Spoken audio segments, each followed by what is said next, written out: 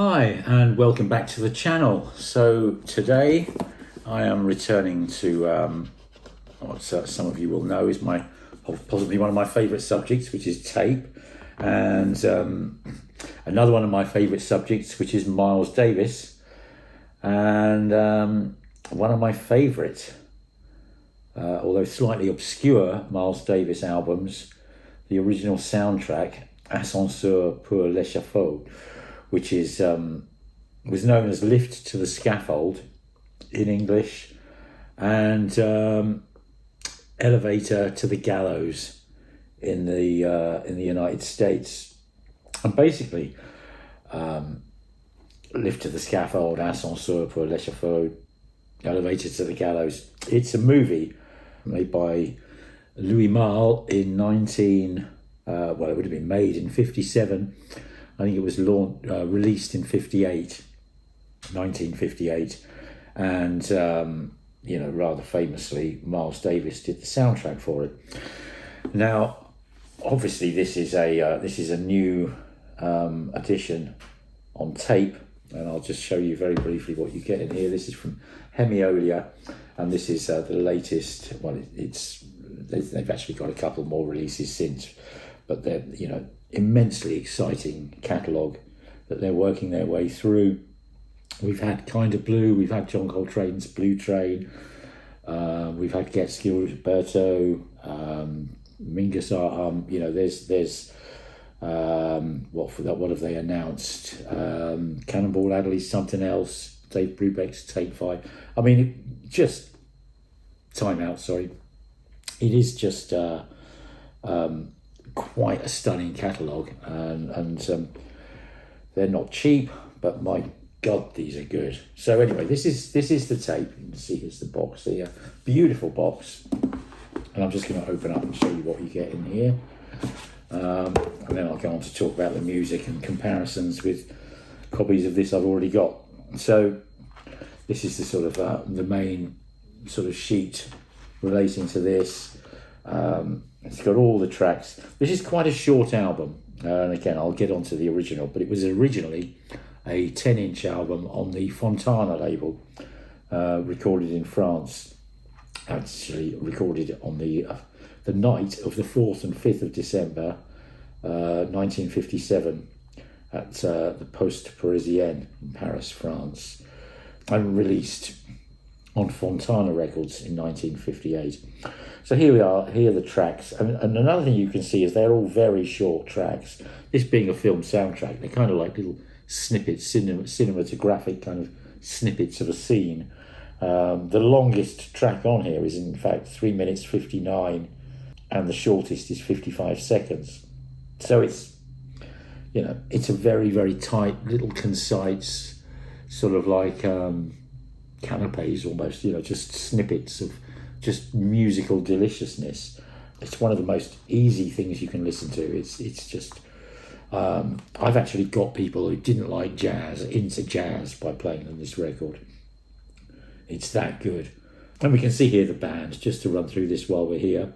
Miles Davis obviously on trumpet, Barney Willen on tenor sax, René Ertreger on piano, Pierre Michelot on bass, and Kenny Clark on drums. And just a little bit more running through. This is the details about this particular tape issue.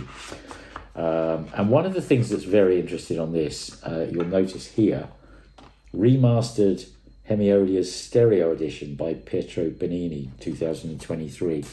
So Pietro got the original tape for this, which would have been, I'm pretty sure was an original production master, which would have been in mono, because this was recorded in mono.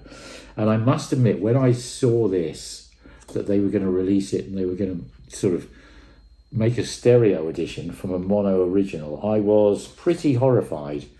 But I can tell you that, have no fear. When I was asking Claudio about it, and I said, oh my goodness, stereo.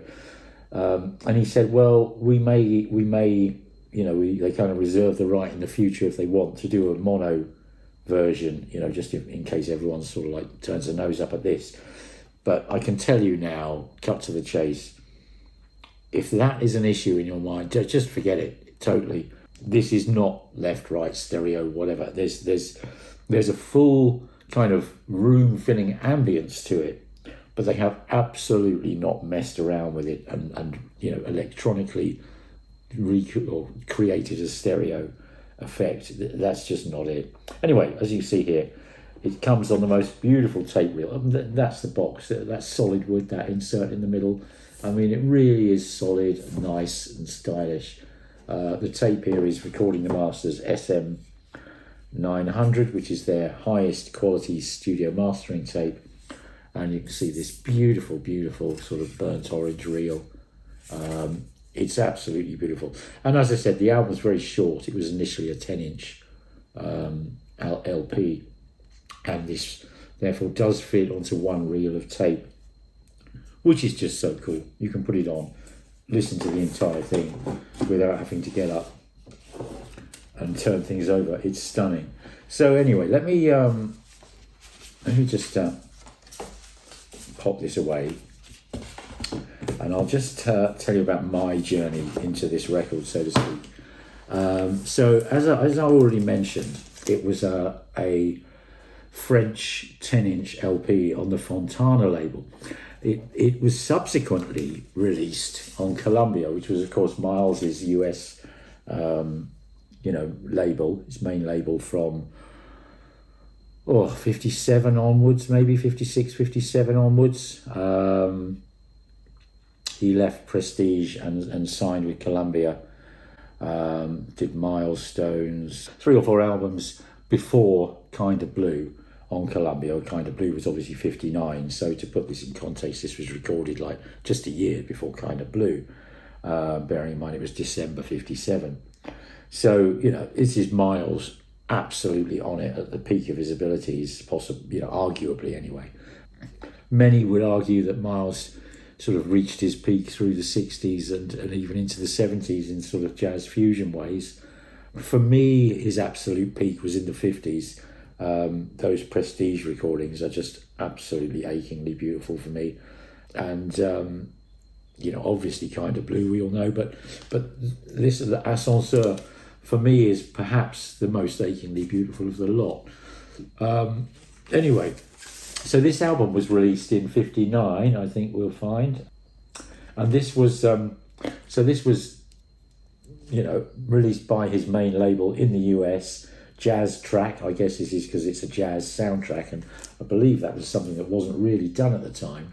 And it's got listed here the Miles Davis Quintet on side 1, Elevated to the Scaffold, original music of the film, composed by Miles Davis, some of the tracks. On side 2 of this, the Miles Davis Sextet, so a completely different band, on Dolphin Green Street, Put Your Little Foot Right Out, and Stella by Starlight. So, you know, this is kind of, I think, thrown together by Columbia because they knew, you know, they wanted to put out the music from this soundtrack. And this, incidentally, is as I said, it was recorded in mono, not stereo. So, you know, here we go. That's Deep Groove, which people talk about, I know. That refers to this groove around here. If you can see that there, and it's a 6i, that means 6 of these logos, but the Deep Groove mono. Now, you know, it's a fabulous sounding record, but as I get on to talking about the sound, we're going to refer back to my original. Now, having got this, being a bit of a, mad record hunting lunatic that I am, I had to find this, which is the absolute original 1958 French Fontana pressing. Now this is, let me show you the back of the sleeve there, and I'll just show you the disc.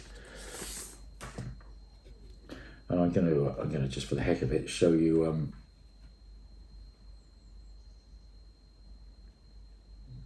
how you tell this is an original. I mean, I bought this second hand, so some wonderful French person has signed it, March 1958. So I think this is probably pretty much on release. This one's come out, and it's in very nice condition. Really is very nice condition. Now, if you are ever hunting down one of these, I just want to point out a couple of things. One is this sort of pale mint green of the label, and also this 33 1/3 being in red. And I say that because the sort of subsequent repressings, the green is darker, and this 33 1/3 isn't red. I think I can't remember if it's black or white off the top of my head, but it's not red. Anyway, this is an absolute original first press, and here you have this, like, again, beautiful cover. This is the main actress from the film, Jean Moreau, and it was, the film won lots of awards, and it was just it's a seriously cool movie. I've watched it a couple of times, and in fact, me and my wife just sat down earlier today and watched it all through. And in fact, I've ordered another version because mine was a UK DVD, and I believe the Criterion collection, I think this is an American release, it's available on DVD or Blu-ray. So I've just ordered the Blu-ray. It had to come from the States, because obviously it's, this is an analog film, and it'll be whatever resolution you scan it at, and the Blu-ray scanned it at 2K rather than rather than at 480 lines or whatever it is or 575, whatever it is on a DVD. So may as well have a high res version. But also some of the extras, I understand, that are on the Blu-ray edition, I just want. So one to look out for, that Criterion Blu-ray release. And I can't comment more on it because I haven't got it, but it's on order. Anyway, this is the original. And another thing just to point out about the cover here, how you can tell the original, because as I say, this is the second copy I had. The first one of these I thought was an original, but the label, as I say, was a darker green. This wasn't red, the 33. And also up here, later issues will credit various awards, like, I don't know which, film festivals or whatever, but it won various awards, and these are added onto the cover up in this area here. So again, that's a sort of an at-a-glance way of telling whether you've got an original or a reissue. But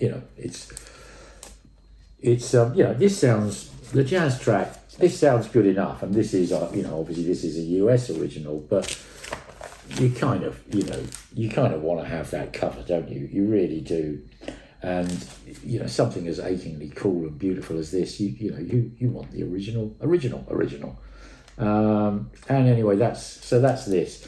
Now, back to the tape. You'll see here, it's not quite the same cover image, and that's purely down to licensing. Matage, who have the license to release this recording, didn't have a license, which is quite typical actually. Here in the UK, Kind of Blue had a different cover to the American Kind of Blue. It's not an unusual situation, and for the same reason here, you've got Columbia at this point have come up with a new cover. I can only presume because they didn't have the license to this. Because this is on Fontana, and is obviously the copyright of the movie, I guess, whoever published the movie. Anyway, this is the tape version of this, and how does it sound? Right, well, before getting on to that, I want to talk about mono and stereo. So we started off, because this is kind of really key, and I often talk to people say to me, how's tape, how does it compare? And I'll often say that it's like mono but stereo, and most people have not the faintest clue what the hell I'm talking about when I say that. But we started off and we put this on my turntable, using my stereo cartridge, which is a Miyajima Kansui, which is a really, really, really damn good stereo cartridge. And it sounded great. It sounded moody. It sounded sort of, just achingly ambient and spacious and haunting and enchanting and captivating and all those things. And then we went from the stereo cartridge to the mono cartridge. And my phono stage I've had modified to have two inputs, one of which is mono, but only uses one channel of the phono stage and feeds that out to the left and right inputs of the preamp. So it's kind of a different signal path all the way through to the preamp, stereo to mono, but it's pure mono that just comes out of both of my speakers, if you like. But anyway, going to this from stereo to mono is really quite surprising, because the cymbals take on much more kind of shimmer and snap and kind of color, and the bass takes on more solidity. The drums get more weight and solidity to them. Same with the trumpet. The piano has more tonal color, and basically everything kind of snaps into focus, which I'm sure many of you will find quite surprising, but this is the thing. If you play a mono original record of this era, and I'm not talking about modern mono records cut with a stereo cutting head, i.e. designed to be played back with stereo cartridges. I'm talking about mono records from before stereo, okay? You play it back on a proper mono cartridge, and my mono cartridge is a Miyajima Zero. The Miyajima Zero has literally, the cantilever does not move in the vertical plane at all. It's actually on a pivot, kind of like this, and it just literally swivels left to right. And so it doesn't, it just, anything that's in the groove, like that would create noise in the vertical, in the left channel or the right channel or whatever, it just doesn't, it's not even registered, it's not read by the cartridge. So you get a much quieter sort of background, but also the fact it's literally all it's doing is reading a groove going left to right.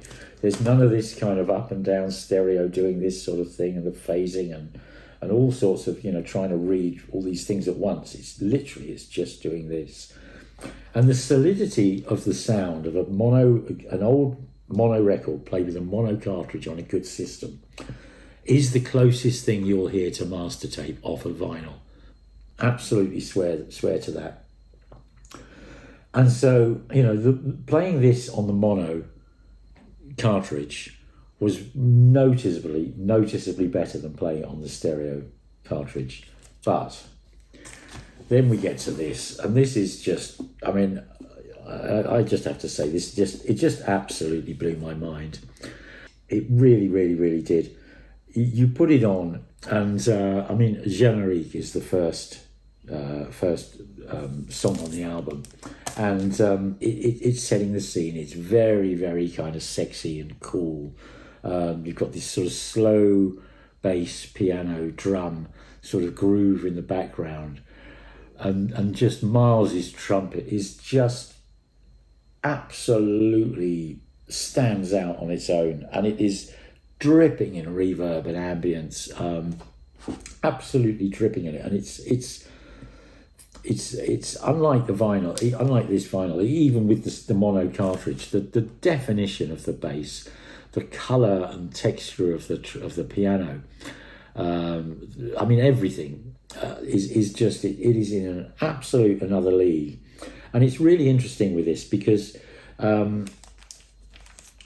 this is, you've got to bear in mind, this is a soundtrack to a movie, and how they did this. They basically, as I think I mentioned earlier, that Miles basically, he composed it all, but he basically improvised the whole thing.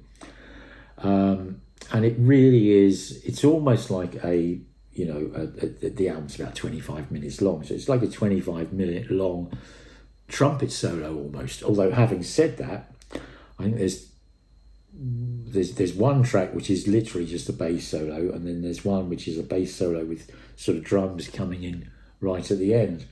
But you know, that's kind of missing the point somewhat. You got to think of it. It's like, you know, it's a very, very, very trumpet led album, and it really is Miles on fire, out front, and he's playing across his whole palette of sound, if you like, with his mute and without the mute, and it's just exceptionally captured and exceptionally portrayed.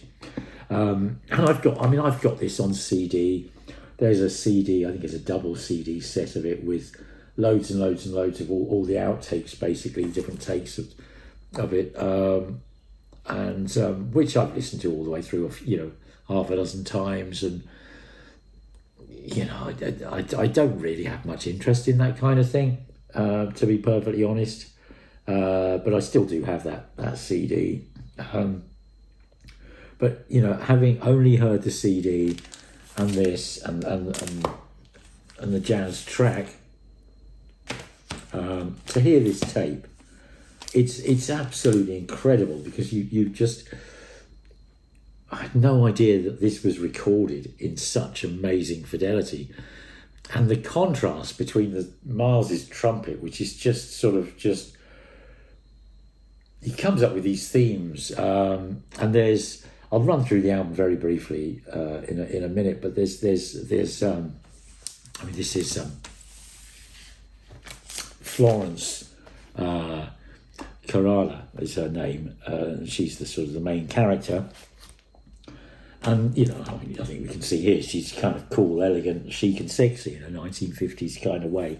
And her theme that Miles plays on the trumpet is just achingly beautiful, cool, chic, stylish. You know, if I had a soundtrack, I wouldn't mind that soundtrack being mine. You know, it's just so cool. And Miles's trumpet is, like I said, it's dripping with ambience. It's just amazing. And the piano, the bass, and the drums, at times they come up, and there's the saxophone. I mean, there's only saxophone on 2 or 3 of the songs when they duet really beautifully. And as I said, there's a song which is just a bass solo, for instance. But basically the backing really is playing as just a backing to Miles, a support role kind of thing, without fighting egos and all the rest of it. And it is so subtle, and absolutely, you know, the piano will play along with the drums at times. The piano will play along with the bass, and it's just, you only hear it as just a little bit of colour added to those bass notes almost. It's just phenomenal. It's stunning. It really is stunning. Anyway, just to run through the album. So we start off with Générique, as I said, which is like sort of slow, kind of just cool, laid back, kind of groovy background with just this sultry, smoky, achingly beautiful trumpet just dripping in ambience sort of across the top. And then we go into track 2, which I'll have to read these off because I can't speak French. Well, tiny little bit of French. Right, so track 2, basically the assassination of Kerala. So I'm kind of giving the film's plot away here by reading the titles, but so the assassination of Kerala, or l'assassinat de Kerala, that's got a real kind of menacing start with piano and bass. The trumpet's haunting and sparse. There's a shimmering of cymbals, and it just sort of creates this tension and this, you know, and obviously someone's being assassinated in it. And then we go into track 3, Sur l'autoroute.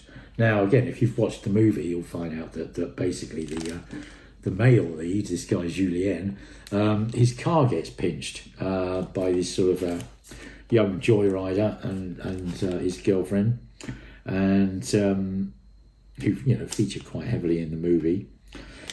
And it's, you know, that Sur l'autoroute, it's frenetic. It's fast paced. It's really groovy, and it's basically that, you know, like a car, you know, has been stolen and it's being joyridden on the motorway. And the you know, that kind of frenetic pace of the whole band is sort of swinging in this at this point. The saxophones that sort of entered the fray, duetting with the trumpet. It's fast paced. It's sort of driven. The music is driven like the cars. It's just blooming marvelous. Then we've got track 4, Julien dans l'Ascenseur, and this is basically the main male lead character, who, without giving the plot away too well, I'm going to have to give the plot away, really, I suppose. Okay, so he's just assassinated someone, but he goes back to the scene of the crime to cover up some evidence and gets trapped in the lift, and that's really where the whole title comes from. And of course, he's been trapped in the lift. So this one, it's slow, it's menacing, it's dark. The lead kind of instrument is the bass with the most subtle piano, and just it's just haunting. And then you've got this sort of dripping with reverb, spacious, airy trumpet, just sort of building tension as we get tense because we're stuck in a lift.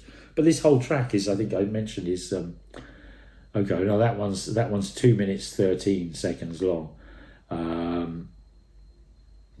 These are all like little 2-minute snippets. I mean, just to run through the so far: Générique, 2 minutes 50.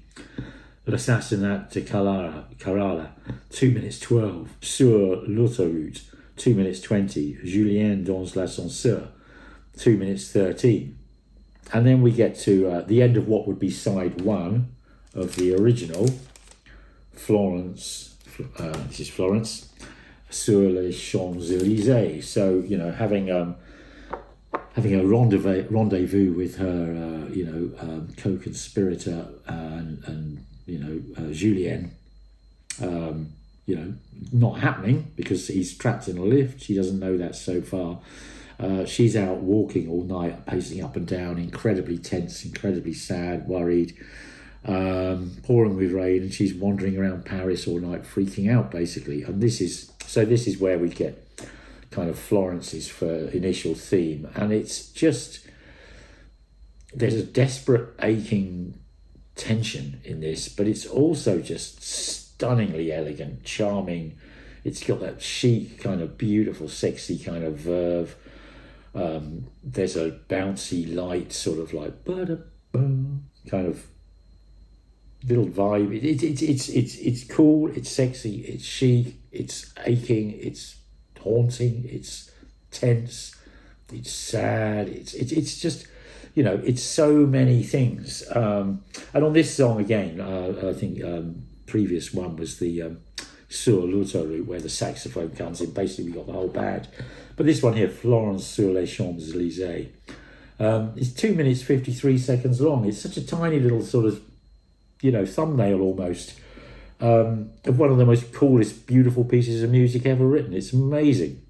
Anyway, so at this point, we get on to track 6, Dinner au Motel, which is side 2 of this. Obviously, like I say, on Jazz Track, they fit all this on one side of the album. 25 minutes is a little bit much to squeeze onto a 12-inch 33 RPM record. So it's, I think my money's on this if you want to get a vinyl copy. There are plenty of reissues. The world is your oyster, so to speak, in that. But for the vinyl, I love vinyl original pressings. There's something, not only just the sonic thing, but just the cover, the feel, the knowledge that this was bought by someone in March 1958, and they wrote on here in a fountain pen, not a biro. That's the sign of the times. It's just so cool. And in fact,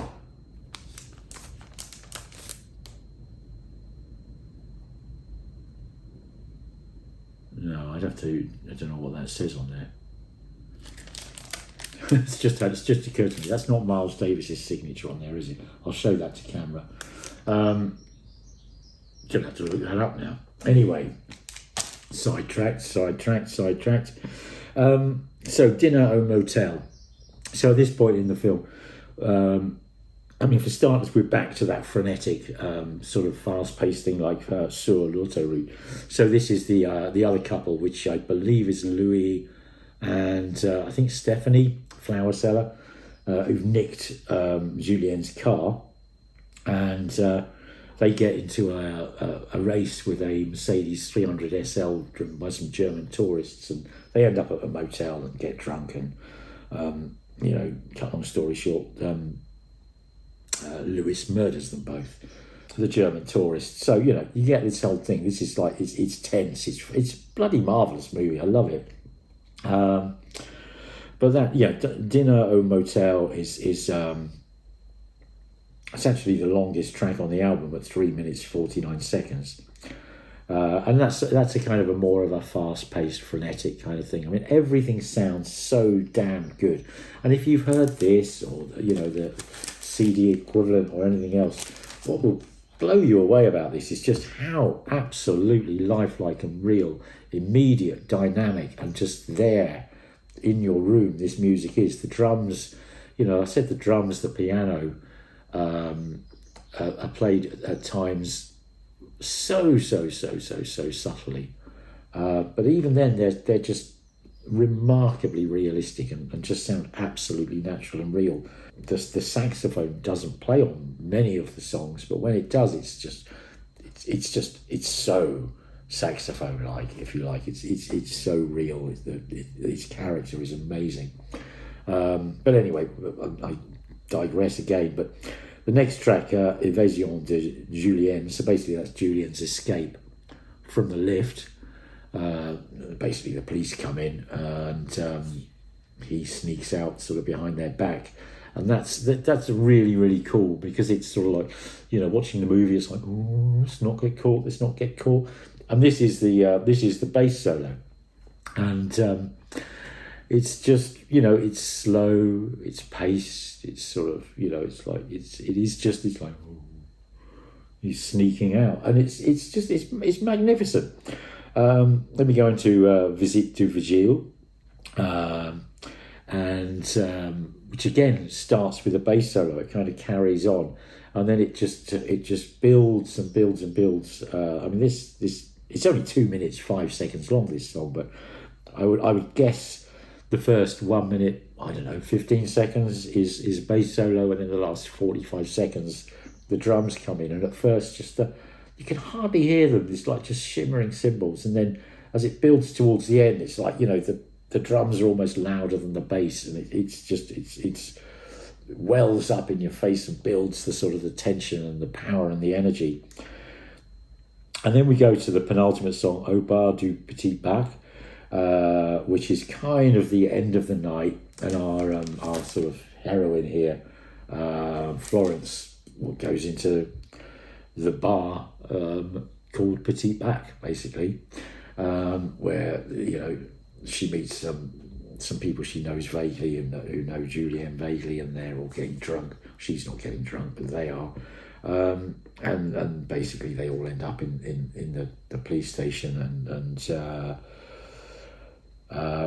then she's left out. She starts to put two and two together. I won't give away the entire plot, but she does start to put two and two together. And then we come to, but I would say Au bar du petit bac again. This is back to Florence's theme, so it's the Florence sur les Champs-Élysées. Just again, it's just sultry, smoking, sensuous trumpet with the sax duetting in again on this track, and it's just. This is over the background of the piano, bass, and drums, lifted out of the extreme subtleness to just a really, really fabulous and fun groove. And then we come to the final track, Chez la photographe du motel, which they go basically back to the motel where the murder. The second and third murders, the German tourists were murdered by Louis, and the film basically wraps up. And it's, if you watch the film, you'd understand this, but this song starts with, quite a lot of tension. You've got sort of bass, drums and piano building this sort of very tense sort of background, and then the Miles cuts in again, just with it just sears and soars on this album. Miles does, like really like you've never heard him before. And even though it's a film soundtrack, it's made up of 10 kind of like around about 2.5 minute songs. It is one of my absolute favourites, possibly even more so than Kind of Blue. It's just, there's something about it, and there's something about that. I often talk about prog and stuff, and the Lamb Lies Down and things like that, how it's a movie and for the ears. And this is a film soundtrack, and it is that way. It sets the scene and holds you from sort of tense sort of anxiety and apprehension through to just swinging, sultry, sexy, sweet, beautiful grooviness, and frenetic kind of car racingly, joyridingly madness and all the rest of it. It's a roller coaster, but just in 25 minutes you'll be taken on a journey that you would not believe. And this tape, I mean, if this sounds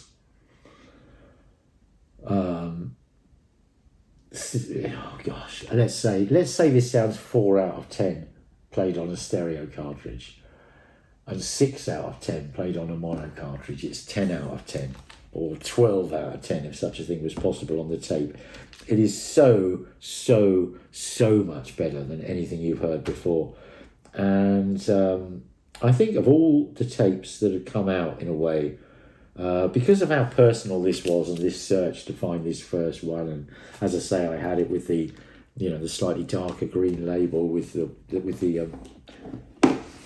film credits here, which is a 1958 release, and this is a 1958 release. It was just later in 58, but later in 58 wasn't good enough for me. I wanted the absolute first pressing, first issue, because I just love it. It's I think it's fair to say it's one of the sexiest pieces of albums ever produced, in a way, because it is, you don't have to have seen the film, you don't have to look at the cover. It's not, it's not about her. It's just, this music is sultry, chic, elegant. It is basically, it's Miles Davis, late 1950s. It's black and white film noir. It's French. It's sexy. It's all that chic Vogue. It's just utterly flipping fabulous, and this presents it like you've never heard it before, and will never hear it again. I am absolutely convinced. Having heard this stereo edition now, I would be very surprised if they do subsequently do a mono edition. I don't think there's any need whatsoever. I think all they've done here is just mastered it on a stereo, mixing desk, stereo mastering and the like. So there may be a little bit of ambient information that's different left to right. Bit of reverb that's a bit different left to right or something like that. But it's absolutely not that they haven't tried to extract, like, Charles Martin and Peter Jackson are doing now with AI, and pulling things out of mono and sticking them on left to right. It's absolutely none of that nonsense whatsoever. It sounds absolutely phenomenal. And if they'd cut that, remastered Hemiolia edition by Pietro Benini 2023 and just dropped the word stereo, you would be none the wiser. Okay? It's absolutely stunning. And the only thing that's not better about this is the cover, because the original cover is fantastically gorgeous, but they can't, obviously, they haven't got the rights to that. But what's kind of nice is the original was 10 inch, so hell, that would be cool, wouldn't it? Anyway, on that note, I will say thank you very, very, very much for watching. I hope you enjoyed this video. If you did, please leave a like, and by all means leave a comment. I'm always fascinated to read your comments. And if you like the channel, please subscribe. And I will see you all again very, very soon. Thanks a lot. Bye. Bye.